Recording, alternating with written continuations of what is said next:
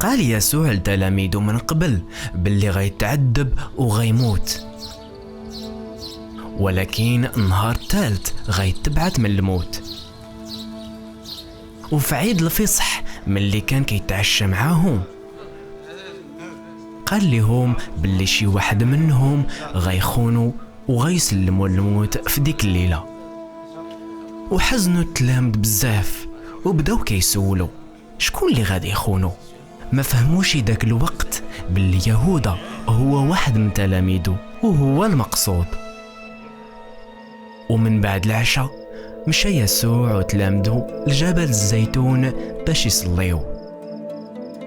ديك الساعة جا يهوذا ومعاه جماعة الناس هزين السيوفة والعصي، مصيفطينهم العلماء الشرع ورئيس رجال الدين. قرب يهوذا ليسوع وباسو، وهذه كانت هي العلامة للي كانوا معاه باش يشدوه.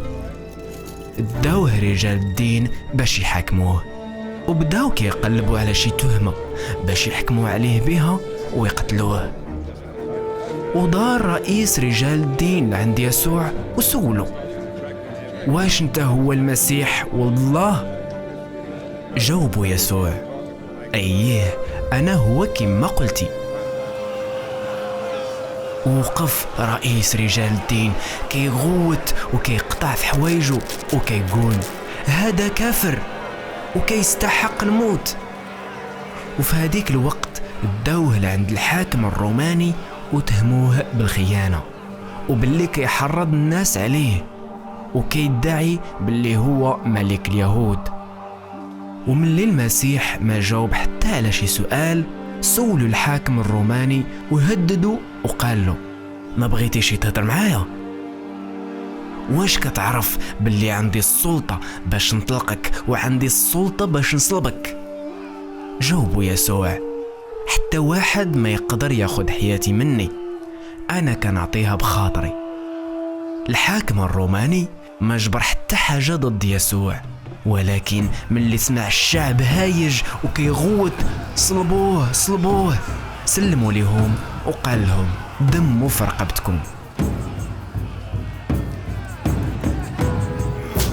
شدوه العساسة وحيدوا له حوايجه وضربوه وصوتوه، ومن بعد بزوا عليه يهز صليبه ويقطع بها المدينة البلاصة اللي غادي يتصلب فيها. والطريق كلها تبعوه بزاف الناس وكانوا النساء كيبكوا وكينوحوا. ومن اللي وصلوا حطوه على الصليب وسمروا له يده ورجله وصلبوه بين جوج مجرمين، واحد على اليمين والاخر على الشمال. وحطوا واحد اللوحة مكتوب فيها هذا هو ملك اليهود. الناس والعسكر اللي كانوا تما كانوا كيعيطوا عليه وكيسبوه وكيهينوه، ولكن يسوع هز راسو وقال أبا اغفر ليهم حيت ما كيعرفوش شنو كيديروا.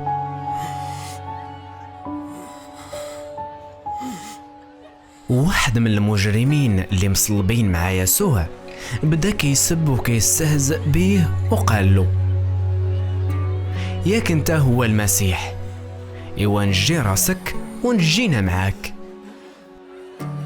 ولكن المجرم الاخر غوت عليه ولامو وقال له ما كتخافش من الله؟ انا وانت كنستاهلوا الموت على فعايلنا، اما هو راه ما دار حتى شي ذنب. ومن بعد شاف يسوع وقال له تفكرني من اللي تجي في مملكتك. جاوب يسوع وقال له اليوم تكون معايا في الجنة. وفي نص النهار غبرت الشمس وظلامت الدنيا، وغوت يسوع بصوت عالي وقال أبا بين يدك كنسلم روحي، ومات.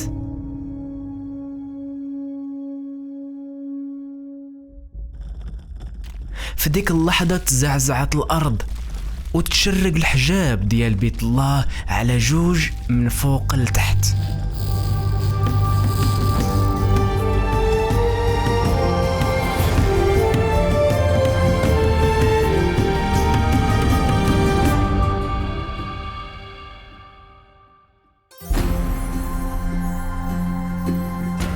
رجال الدين حكموا على يسوع بالموت حيث قال على راسه باللي هو ولد الله، وهما فهموا هاد العبارة بالمعنى الجسدي.